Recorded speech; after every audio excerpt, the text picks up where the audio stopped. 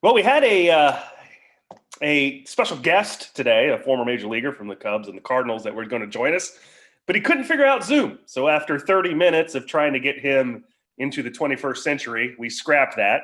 And because we have no agenda anyway, we're going to bring you just some off-the-wall topics with Travis and I.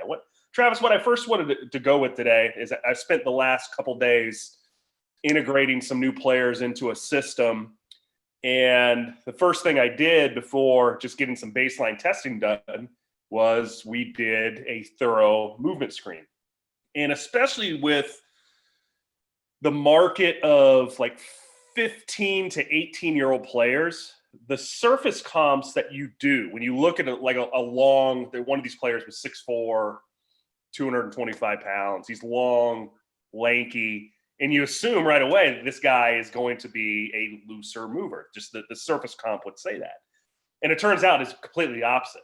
And that is one big reason why we do these movement screens, and especially in that 15 to 18-year-old age group, where guys just looking at them are all over the movement spectrum range.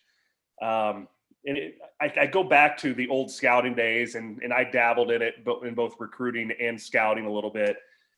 And we would have those comps all the time. You would see a long, loose pitcher, and you would automatically think that guy's going to have upside and velocity just because of the limbs and also because of how they move under the surface.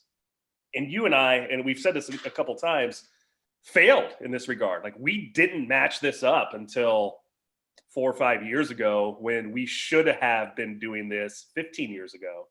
And it goes to why I won't ever prescribe a movement for a player without knowing their underlying capability, because you just don't know.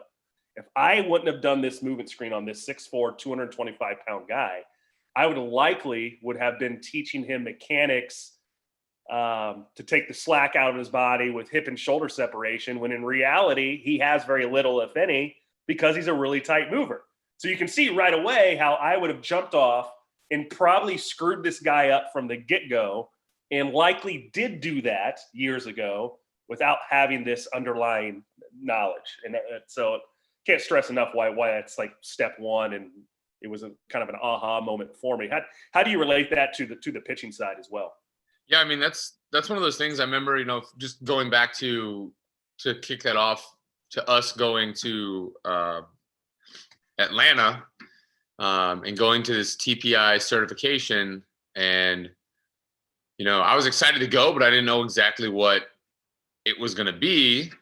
And I remember not even after day one, like probably at like first intermission of day one, just like at lunch, just like looking at each other, just going like, how did we miss this for so long? How is this not something that we've always done? And that's how anything goes, right? Like, you don't know until you know, and that went the same way with some of the tech we have, and with some of the, ability to get in-game data that would not have been available to us prior to having it. So, like, going into pitching, that's like one of those things. I actually just had a conversation with Devin DeYoung yesterday, and we were just talking. He's talking about some hitters, and I was kind of talking about the same kind of thing along the lines of pitching. And I said, there's a lot of guys where a longer whip, so guys that have more mobility, especially typically through the thoracic, they tend to make better pitchers. And they tend to make better pitchers, because it's harder to hit. With a longer mechanism, when you've got a longer whip, shall we call it, it's harder to manage that whip in a very small window. Like, it's very tough when you're a hitter and you're standing there having to prepare to hit something that you don't know is coming. When you're more reactionary, it's exceedingly hard to control that longer whip. But as a pitcher, because we have more time and space to essentially control that whip, it's easier to set it up to be where it needs to be to control it.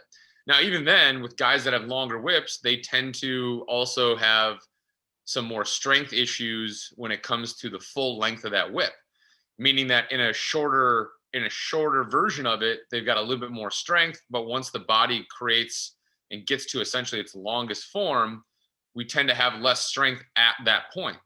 So there are guys that have long whips and they use them even as throwers, but they're not able to maximize that because they're creating so much space. They can't control that end range of motion. So there are some pitchers out there that, just like hitters would be, there's some pitchers out there that are going to throw harder and more efficiently by not using their full length and range of motion than they would just by trying to create more range of motion. And that was a big thing in the pitching community for a long time, was just hip and shoulder separation, hip and shoulder separation. And it's not in the hitting too. Yeah, and it's not all created the same. And for some people, more is worse, and for some people, more is better.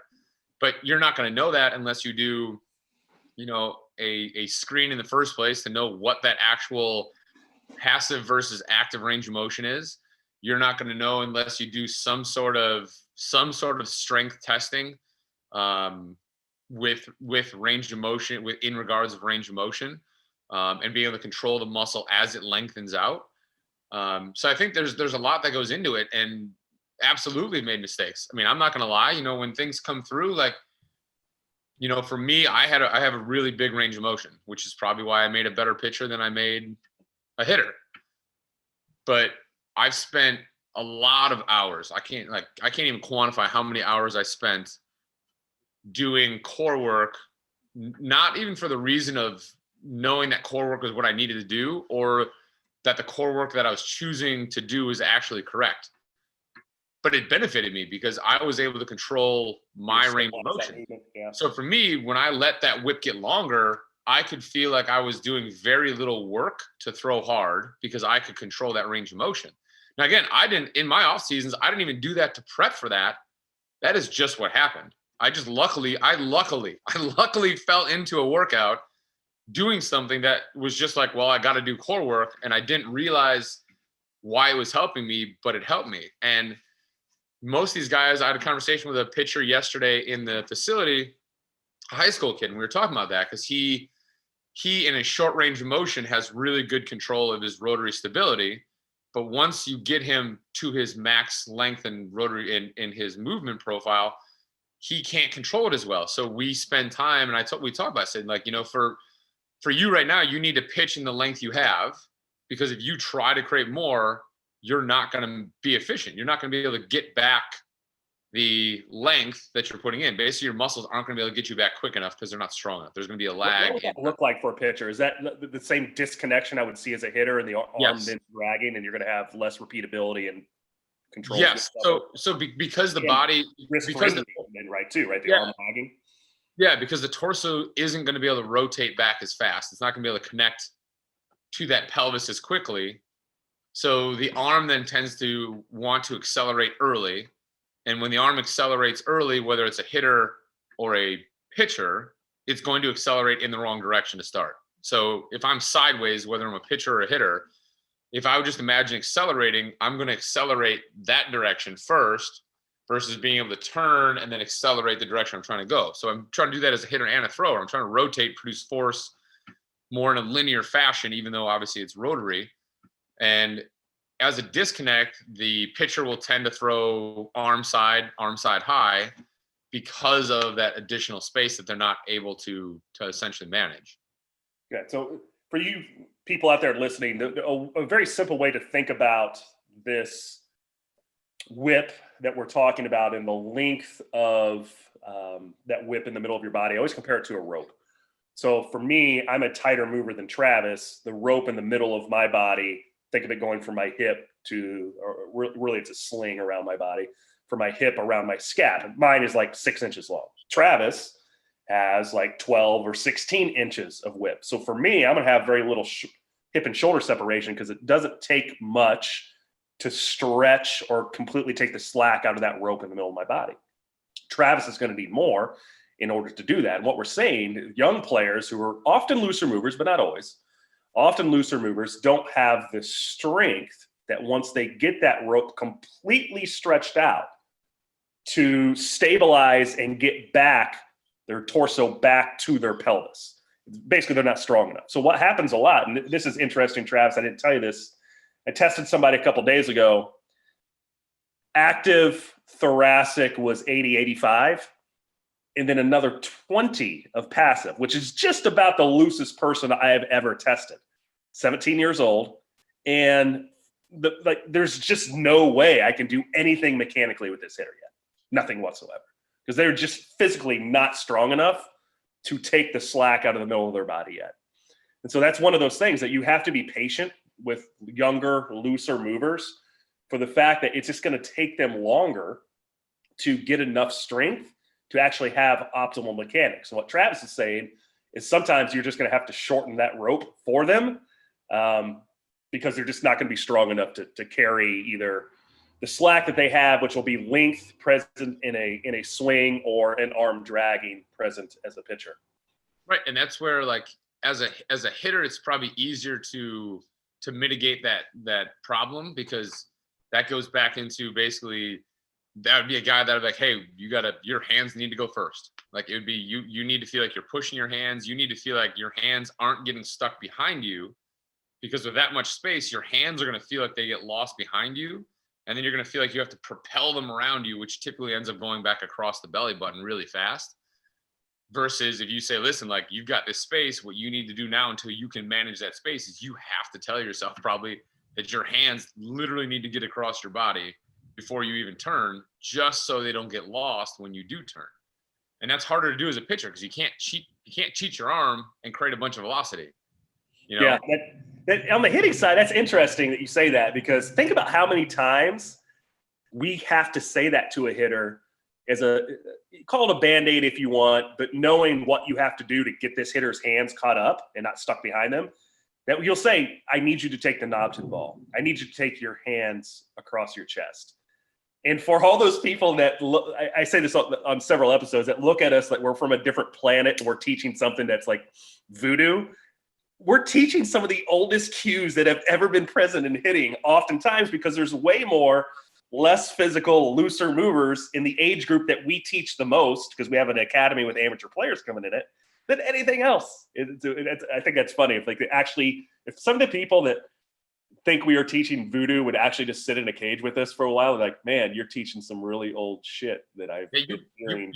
You bring up a really good point there too, because on a daily basis, like, say for the last couple of months, when especially all the college kids were home, I would have had everything from, 8-year-old like loose movers to 8-year-old tight movers to 15-year-olds to college kids to I would have every single body type, every single movement style, every single, even proprioceptive kind of nature for kids of like how they, perceive how they're moving.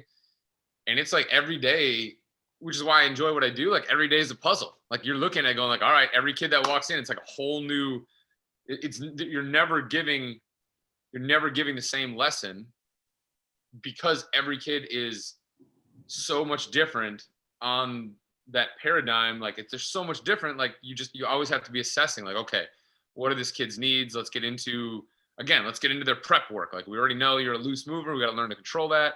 Let's get you back there and teach you how to control that range of motion better. Or it goes to like, you need old school cues. Like we got to shorten up. We got to think like super short to the ball with the hands. Like let's eliminate even the feel of this turn and just really just like get your hands across your body. That was like the old, one of my favorite things that popped up, and I still use it a lot, was the Bregman video where he was referring to flashlights on his body. He said, when I hit, I imagine I have flashlights pointing from my shoulders and from my hips straight across the plate.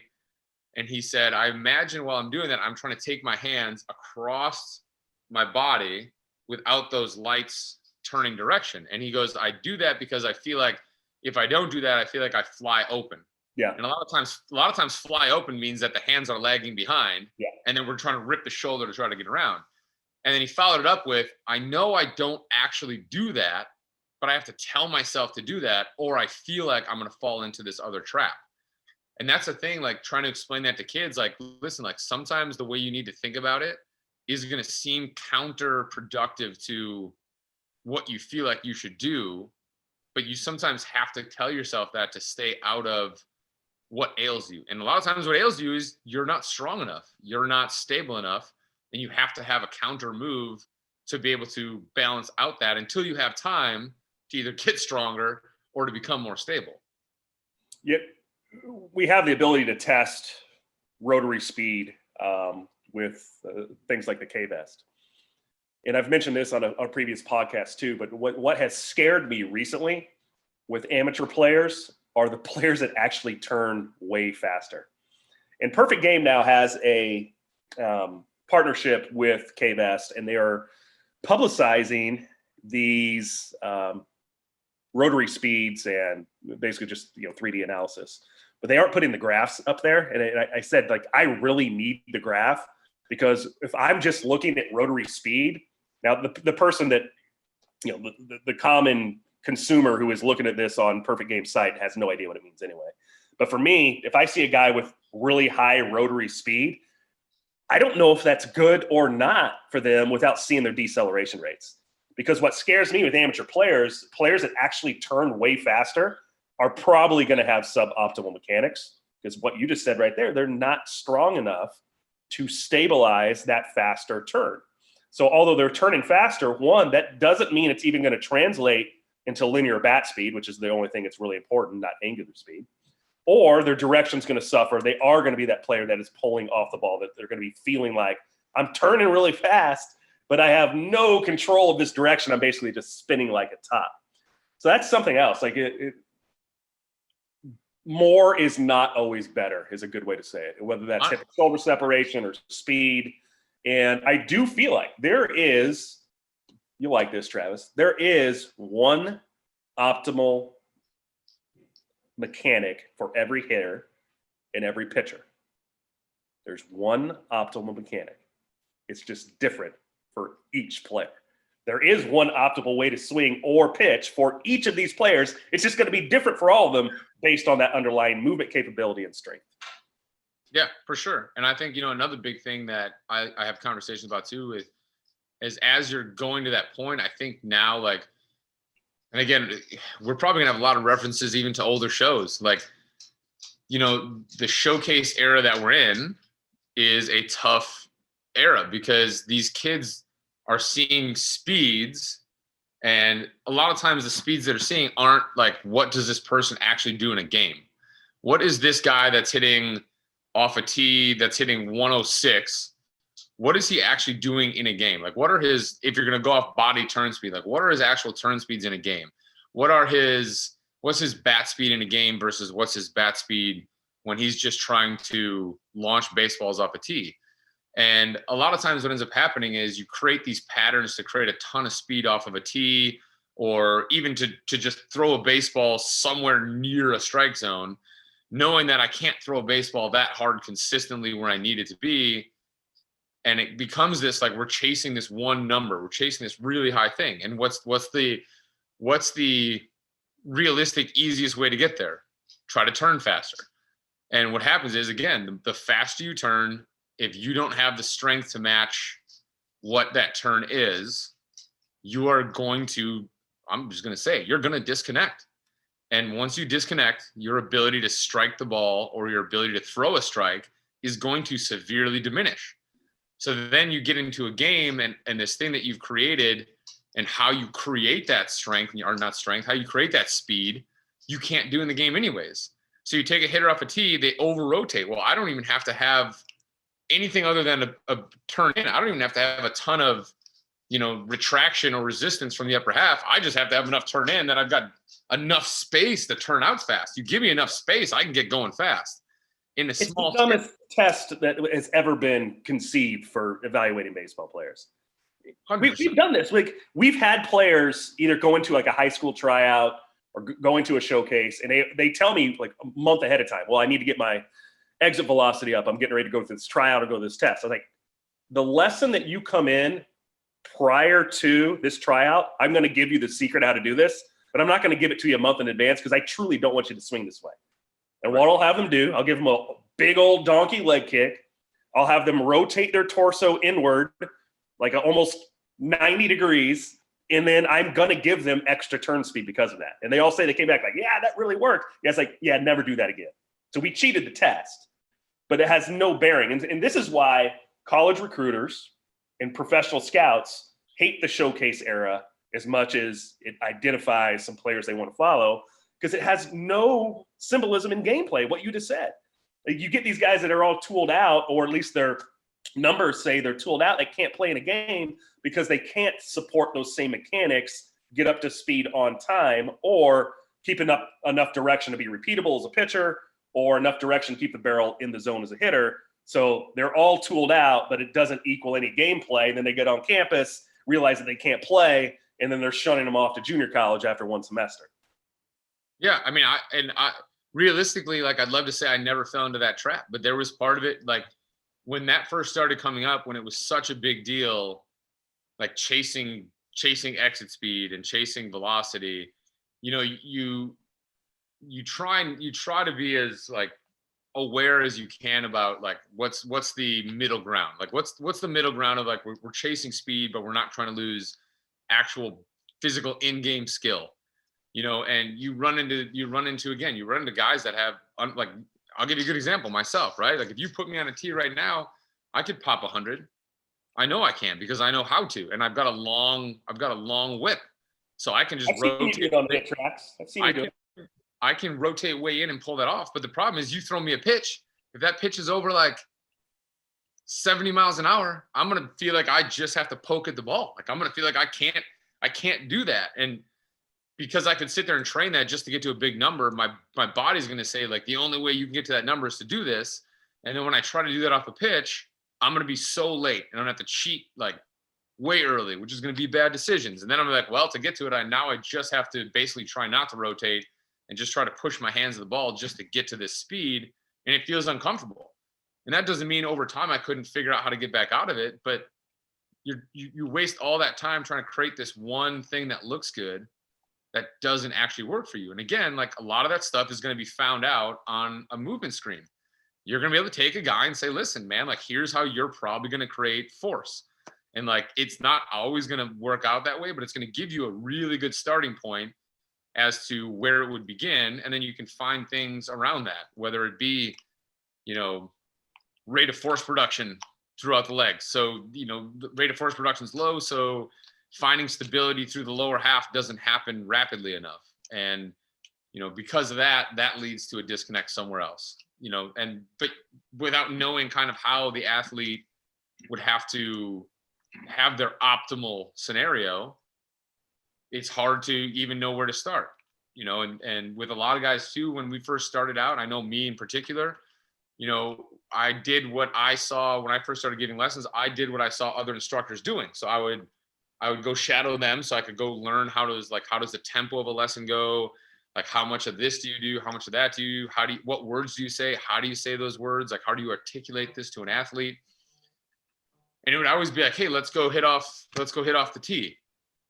And, you know, one of the things that I feel like I've gotten out of more now is like, I'll do my assessment. I'll watch how an athlete kind of operates. Then it immediately comes most of the time, like the first thing we're going to do is I'm going to throw to you.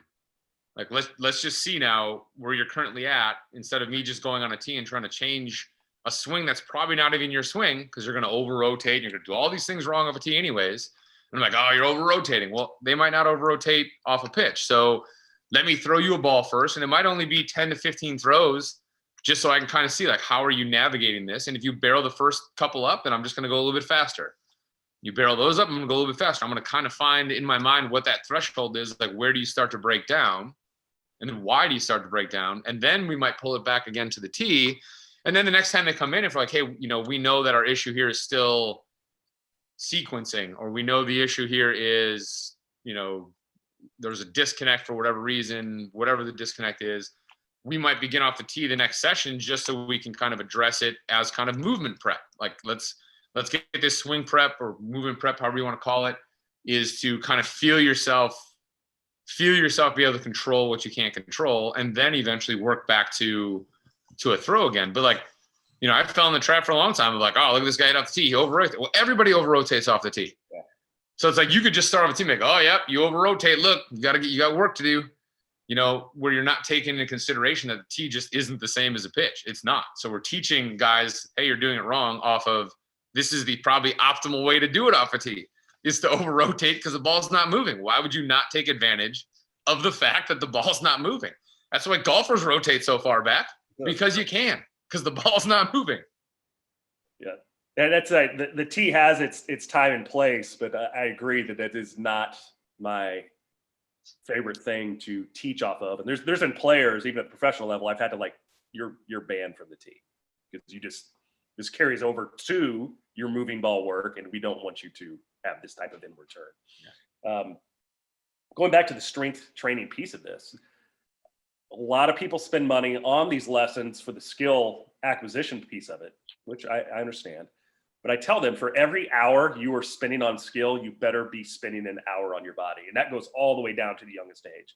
Doesn't mean your 8-year-olds have to be lifting kettlebells and dumbbells over their head, but they better be doing something physical that's challenging their own body weight, where it's just going to make the money that parents invest on the skill acquisition so much more useful for them, because you can't have one without the other. Like in the same thing, you're not going to have professional bodybuilders and weightlifters that have the skill of a trained baseball player, but you can't. And we have players that do this, that just work on skill till they're like 16 or 17, and then they're not getting recruited because they simply aren't physical enough yet. You got to have a balance though. Yeah, I think that's the other thing too. Like, part of the default that we sometimes take for granted, and I know we understand it because we've talked about it before, but like we take for granted is, just the sheer physicality that we built up simply by having to be outside all the time. Now, for whatever reason, right? Like there was times like, my parents would come home from work, and they both worked, that they wanted to be able to come home and decompress for a little bit. And it was like, you guys need to be outside. Like, we don't want to hear noise in the house. Like, get outside. We need an hour of just like decompress from work, and like, if there's stuff that needed to be whatever. But even then, like, there wasn't much to do inside. And I can't even tell you how many days I was out running. I had pong, dude. I had pong. Well, running or jumping. I didn't have pong. Running or jumping or climbing trees or doing stuff that you didn't realize it was getting you physically stronger. I mean, you knew you were moving better because you could climb the tree faster, or you could outrun rocks, man. All of it. Where kids aren't doing that as much. So I disagree with that now. I think COVID has brought that back a little bit. I don't know, because the kids that come to my cage as a majority, and I'm not talking the older athletes, I'm saying like the kids that come into my age into my cage, the kids that come into my cage at this point, I ask them, I'm like, so what have you done during your break? Even if it was a holiday break, or it was during that shutdown for COVID where we had to shut down, and then they would eventually filter back in when we could open back up. And I said, what were you able to get done during that time?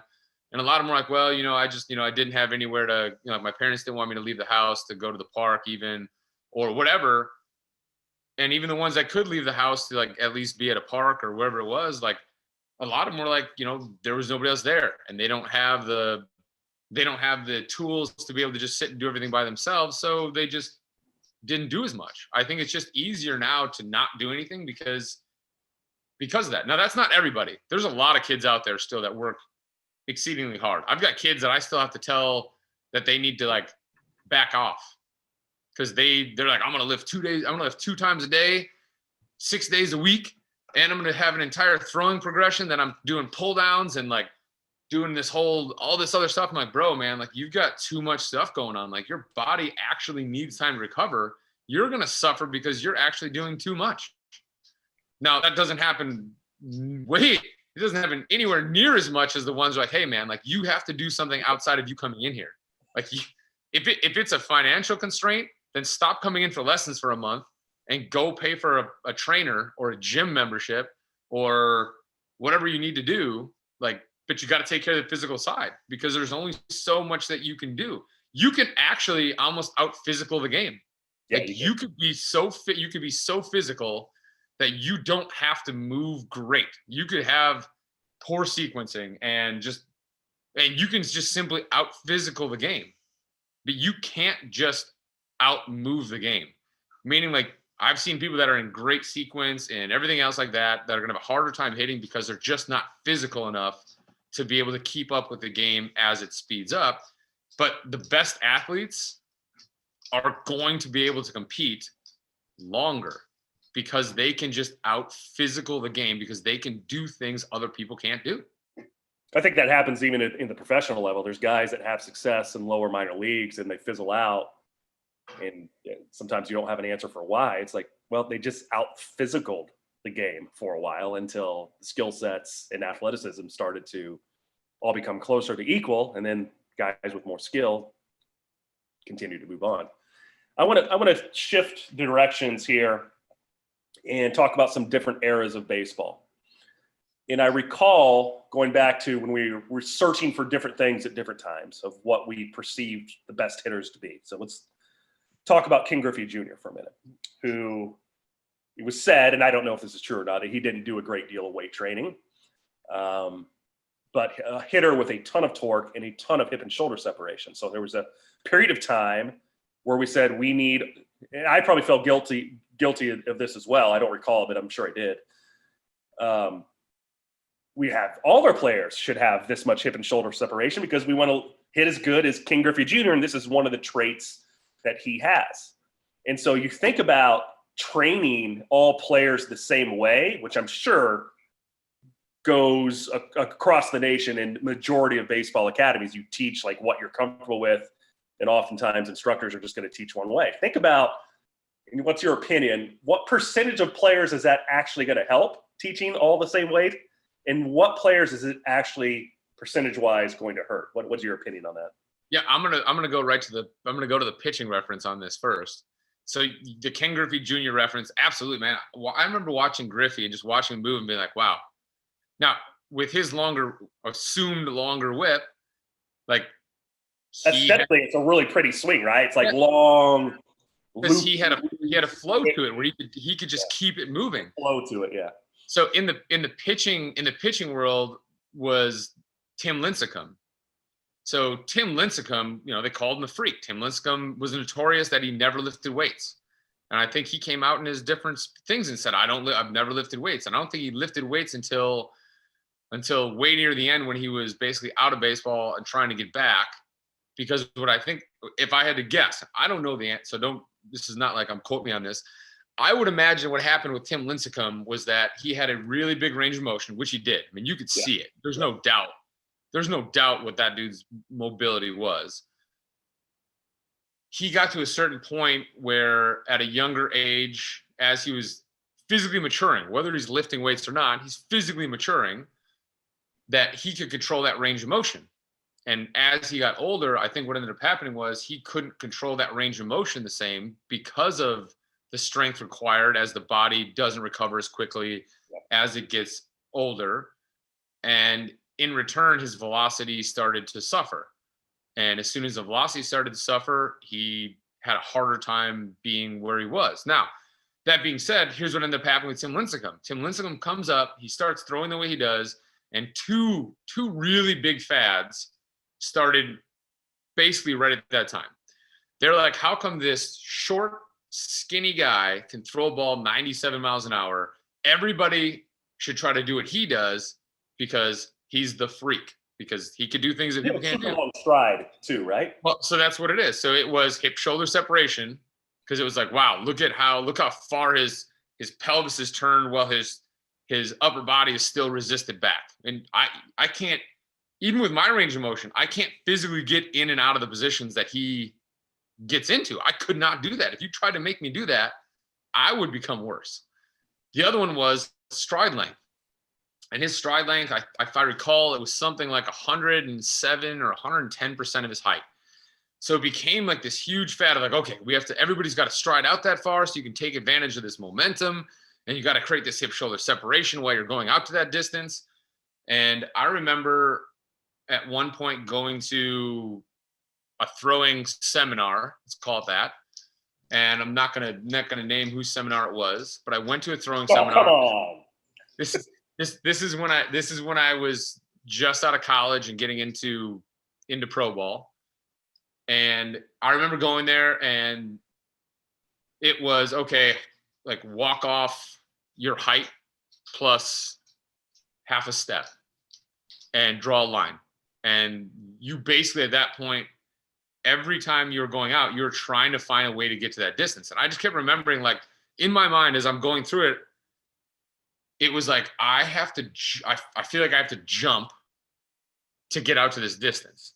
And I feel like whenever I have to jump, when I have to kind of push out of my back leg to really get there, I feel like like what I know now would be like a disconnect. Like it feel like there's a jolt in my body that I couldn't continue to stay fluid because I had to have an extension in my back leg to push me out there. And it would like thrust my hip, and then my hip would get separated from my upper body, and I couldn't control it. Now there are guys that in this same thing, in this same seminar, because we're throwing during the seminar, there's guys in the same thing that they would all of a sudden press themselves out farther and their velocity would go up a little bit. I went out farther and my velocity went down. But in my mind, it was like, well, this is what I'm supposed to do. Like, this is what the research is saying at this point. This is what we're seeing. Like, I got to find a way to make this work. The amount of hours that I spent walking off my body height and half of my foot and trying to get to that distance and throw well, I can't even tell you I probably spent more hours doing that than almost anything else. And at some point I was like, I can't pitch like this. And then I finally had to just bail on it. And I was also guilty because during that time I was teaching lessons. Well, I was still playing, I was teaching. So I'm like, all right, kids, we got to work on getting out here, and that's where even like that little jump phase in baseball happened, where you'd start seeing guys that would have that little propel, that little jump, catch, go. And some guys, it just fits the way their body moves and how they pull slack out of their system and how they can do that as one unit. And they would just go, bang, look how good I am. And the other guys would be like, oh, that doesn't work. I actually got worse. My control suffers. My velocity isn't going up. I'm getting no gain to this thought. But that's the way it was. You looked at it and said, why can this guy do this? And if he's not lifting, and if he's short, and if he's all this, and he's doing that, then everybody needs to do that. And then the next guy that came along was Chapman. Now, Chapman is, from all accounts, from his teammates that I've heard, and from everything that's been out there, he is a physical freak. Like, he is like stronger than the majority of people. He is incredibly fast. And I'm talking like sprint fast. Like, the stories that I've heard through people that I know that have been in that system, especially early on when he was like with the Reds, are crazy how good of an athlete he was. So here's the thing. He's probably a better strength and moving athlete than I was. And he had a longer frame. So I can't do what he could do either. And there's not a lot of people that can do what he physically does. So you can't model everybody off of what a couple of these freaks that you would call them, because they're at the end of the bell curve. Yeah. They're at the end of the bell curve. They're not in the middle of the bell curve. They're not the majority of how a population would move. They're at an extreme end. And just because they're the better athlete, because they're the Ken Griffey Jr., because they're the Chapman that throws hard, like, that doesn't mean that that's how everybody should move. But we tend to always look at— What do you think the percentage is then? The percentage of people that can move like those guys? The percentage of people, if you just taught Lincecum's mechanics to everybody, what percent would benefit? And so it's the same bell curve. So you're talking like 5 or curve, then I'm gonna say 5%. Yeah. Maybe 3%. So that goes to my point. Like, that's the scary thing about these facilities, man, that you have somebody that teaches, just like you were saying, you were teaching this one way because that's what you thought you should be doing. And that was what was perceived optimal at the time. Think about how many players that we screw up from like a teaching system, from teaching one way, and it goes back to our original point. If you don't know the underlying capabilities of their body, you're as likely or more likely to screw them up than help them. And here's my next point on that. I think the human body is innately smart enough to figure out, it takes a lot of time, a lot of reps to figure out optimal mechanics for yourself without any instruction. And this is why, in my mind, some young players that haven't had instruction yet will come into your cage. I'm talking like travel. So somebody that's like invested a lot of time into playing for a young age. They will come in oftentimes striding very long and striding across their body. Why are they striding across their body? they're doing that because it's a natural way to take slack out of their system. Nobody's told them to do that. But when you stride across like that and you stride long, those are two ways to take natural slack out of your system. And your player all of a sudden is closer to achieving what their optimal mechanics should be for their body type and their age. Yeah, I mean, you that's the pitching side. What are some comments? Yeah. So the pitching side is that I shouldn't say every. That's a terrible way to go. The majority of people that I have coming in at all skill levels, except for usually a little bit of the younger athlete, like when I'm talking like early on, like 8, 9, the majority of them overstride, and it's way overstride. Like they extend their back legs so early that they end up pushing their pelvis sideways, because that's what happens when you jump. Essentially, you're throwing your leg into extension, pushing through your hip and your pelvis. And so many of them disconnect that throws their entire ability to control. Essentially, we're just going to call it a stack, which is your upper body staying over essentially your pelvis, throws it out of whack so fast. And the majority of them have nowhere near the amount of strength that it would take to be able to pull a move like that off. And there are guys that can pull a move like that off, but again, you're talking the 3%. Like, you can't do that. Other than that, I would say like the biggest thing that I see from the throwing side is like a error would be arm swing. And the arm swing being essentially, as a hitter, you'd think it'd be the same thing as being a load, of having like such a big load that you can't manage what you're doing.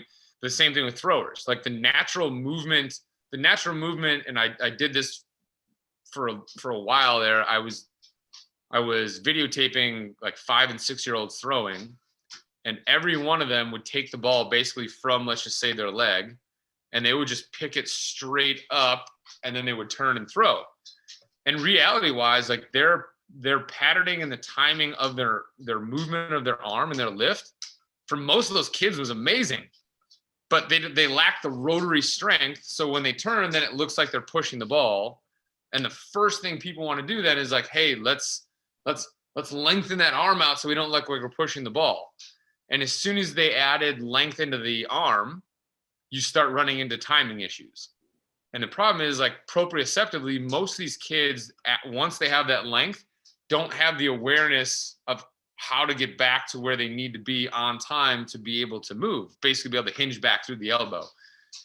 And so you start running into all these errors, and all of a sudden the arm lags, right? And the arm lags, and then it looks like the guy throws sidearm. Well, there's a good sidearm and there's a bad sidearm. So you start getting guys that throw sidearm, then the coaches, tend to want to go, or the parents want to go down to like, hey, you're throwing sidearm, you got to get over the top. But the arm is still late because of a poor movement decision. And so now to get over the top, I have to create obviously a huge tilt. So now when I create a huge tilt, my head's going to go way to the side as my arm goes up. Then the coaches, the parents are going to be like, hey, your head's going off to the side, try to keep your head on line. Well, here's the problem. You've now set into motion the fact that if you would have just let their arm do the path that it was already on and let the kid just get stronger as he gets older, the kid is in a relatively good spot now. I've never seen a 5-year-old ball on his own and extend his arm away from him. Never seen it. I've never seen it. Unless he's already been told that as a kid, like, hey, push the ball back. I've never seen a 5-year-old do anything other than just lift their arm up to turn, ever. So part of that is the self-organization of like, a ball to a 5-year-old weighs more than it feels like it weighs to me, because I'm not a 5-year-old. Like, I can lift 9 ounces pretty easy. You act like a 5-year-old sometimes. 100%. Like, live your life to be young, my friend. But I think that's a big part of it. Like, I see kids come in and like a lot of it is just like the stereotypical stuff of like, oh, well, you gotta drive out of the back leg, which means basically jump. Like, basically like pushing into the ground, or pushing, I shouldn't say into the ground, pushing against the mound, or like whatever guys want to term it as, is almost always going to lead to early extension. And that's going to throw all your rotary capabilities basically into whack. And then I also like the arm going back. Like, it's stereotypical of like, oh, well, you see these big league guys who are physically able to do things that a 10-year-old can't do, a 15-year-old can't do. And they're doing stuff where their arm might have a bigger swing, but they have the proprioceptiveness and the ability to be on time and be able to manage that. Well, that doesn't mean that we need to teach everybody to move like that, because it's not necessarily a natural early movement. So, I mean, that's the same thing you'll see in hitting with, overstriding or over rotating, or, a lot of different things, everything trying to be quick. Like, how many hitters do you have to spend time slowing them down? Because their moves, it's almost like their moves are too short.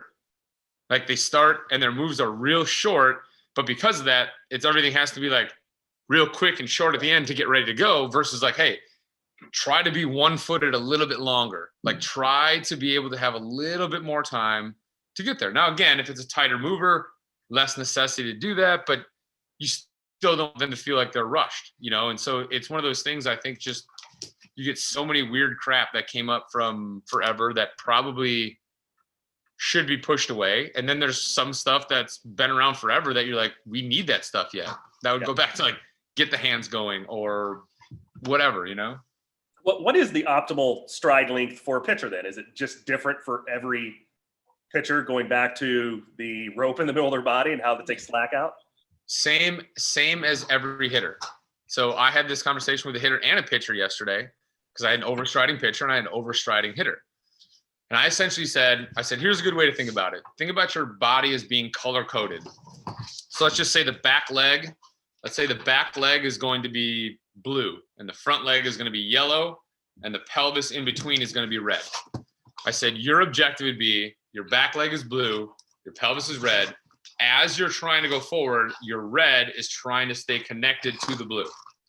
At a certain point, as your legs widen, the red is going to want to pop back away from the blue, because you're physically not going to have the ability through your adductors to hold your pelvis and your legs together. It's going to feel like your pelvis is getting pulled back away from that leg. That would tell you as a hitter, essentially, where your stride length is relatively going to be. Now, if I'm coming out of that move because I'm getting a fastball, my stride length might gain a little bit because I'm taking advantage of the fact that I know what pitch is coming. As a pitcher, when you get to the point where your pelvis essentially can't stay connected to the back leg, where it wants to come out, is when the pelvis should start to then rotate back into the throw.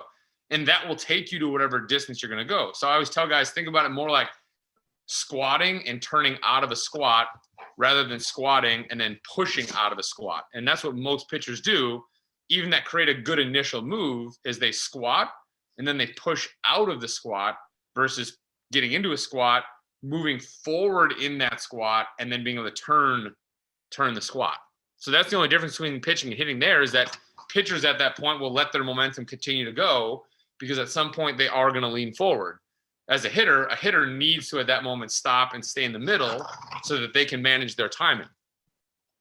So that's kind of the way it goes. Proprioception, which is your feel of body parts in space. Yes. One of the things I'm curious on the pitching side, since we're talking a lot about pitching today, and I had this conversation with a high-level pitching guy in pro ball, and we talk about, from the scouting community, pitchers that can command tend to be repeatable. And this person was saying that the idea was more proprioception of the throwing hand than it was repeatability of the mechanics, meaning you take a guy with really good command and you tell him to pick up a ball, crow hop twice, and throw it sidearm, he's probably still going to have good command, and less about the repeatability of the mechanics due to his proprioceptive feel. Anything you have on that? 100%. Like this honestly should be a topic for an entire show. So, forever, I'm gonna preface it with this. So we know that energy starts from the ground. Okay, meaning, like, even though we know we move from the middle of our body, we know that it has to begin with stability from the ground to be able to have the ability to move from the center of your body, at least to be physically strong. So a lot of times we teach it from like, hey, let's find a position that the middle of our body can move well. So where do your legs need to be, yada, yada, yada. But in reality, like, athletes have to have the feel of that and also the feel of back chaining. And back chaining is essentially starting from the end and knowing where things need to be able to get to that end moment. So that's the conversation I have with a lot of kids. And again, this is literally the conversation I had again yesterday in the cage. And I have these conversations with a lot of kids because I think they need different ways to view things, because that's the only way they're going to learn to understand their feel or to create proprioception. So I had a kid that was throwing off the mound, and he was not bad accuracy wise, but he would have, you know, a big enough variance where it's like, this isn't going to quite work in a game, but you're close. But then he'd have some balls that would just shoot off like 6 feet off. And you're like, in my mind, it's like, okay, this guy doesn't have much feel, proprioception, awareness, however you want to call it, of where his hand is in space and when it is in space. So I stood on the mound. I told him, I said, the way I view it, because I try to explain to him in my mind, like how I perceive it, because that's the easiest way for me to start the conversation. And then I'll move the conversation, if they don't understand it that way, to a different way. Hopefully they can understand it. I said, if I stand on this mound and I step straight towards third base, now mind you, I'm on a box mound. So when I step to the right, I'm going to step to the side, but I'm also going down like 12 inches because I'm not stepping forward on the slope. And I'll step forward. And at that point, as I'm stepping forward, all my momentum is going away from the target. And because I'm dropping that much down, I have to basically throw like almost submarine, because of the direction my body's going, to get back across my body. So I did that. I stepped across, I threw it, boom, like right in the white box. Now I can't throw very hard doing that because I'm just not moving in the right direction to be able to create a lot of speed. Then I said, look, I can do the same thing here. And I stood up there, and then I stepped backwards off the mound. So I'm stepping, keeping my right foot on the mound, stepping backwards with my left, and then throwing back across my body and put the ball relatively close. And I said, the only reason I can do that is because I'm really aware of the direction my hand is moving when the ball comes out of my hand. So I would completely agree with that, because in my throwing, and the only reason I've always felt like control is the easiest part of throwing is because I guess for me, like the feel of where my hand has to be going in space and at the right moment, you could put me in a bunch of different directions and I could get there. And I remember when I first really started pitching, and it was my senior year of college, and then going into the beginning of pro ball. And I remember the first time I videotaped myself pitching. When we finally had slow motion, I was like, okay, I'm going to use the camera. Like we used to have the big portable camcorder, because that's what we had to plug them into the Video Pro. So I set this thing up, took video, took it over, plugged it in, downloaded the video, pulled the video up into Right View Pro, all this stuff. I watched myself throw, and I deleted the video faster than I watched the video, because I didn't realize that I threw so terrible as a mover. Like there was very little redeeming qualities to how I moved. Like my knee was past my ankle on my front side. Like my body weight was shifted forward too far. My arm was in a bad position. My torso was already forward. There was nothing about being efficient that came through in what I did. And at that moment, I still physically threw 90 at that point, but it was because I was really physical. Like I was out physically in the game, but I could still control the ball because I was aware of where my hand had to be. And I think there's that innate quality in hitters as well, where you have guys that even if you put them in a crappy position, they can find a way to get their hands and the barrel to the ball. And you look at it and go like, how did you get to that ball? Like 99% of the people can't get to that ball the way you just got the ball. Like you were in a bad spot, you read the pitch wrong, and you still somehow were able to navigate that space and go, boom, and hit that ball. Like, so we went through that. We went through that a couple of years ago, where we were trying to come up with like more proprioceptive tests. Like how do we test? I haven't abandoned that yet. I haven't abandoned that.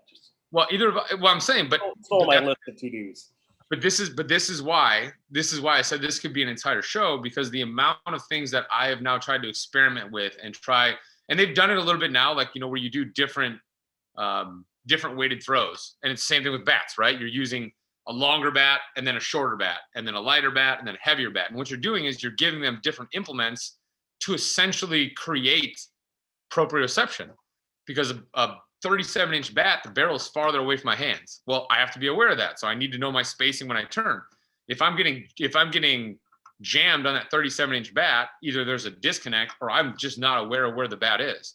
And then if I give you a 27-inch bat and you're clipping it off the end of the bat, there's obviously a proprioceptive issue there if you're squaring up all the time on, let's say, a normal bat. Meaning, like, if you already have an athlete that's pretty good barrel to ball contact, if you give them a different implement and their proprioceptive nature is there, they should still catch a lot of barrels. And if they do, that probably tells you that that athlete has good awareness of their body and space and the implements involved in it.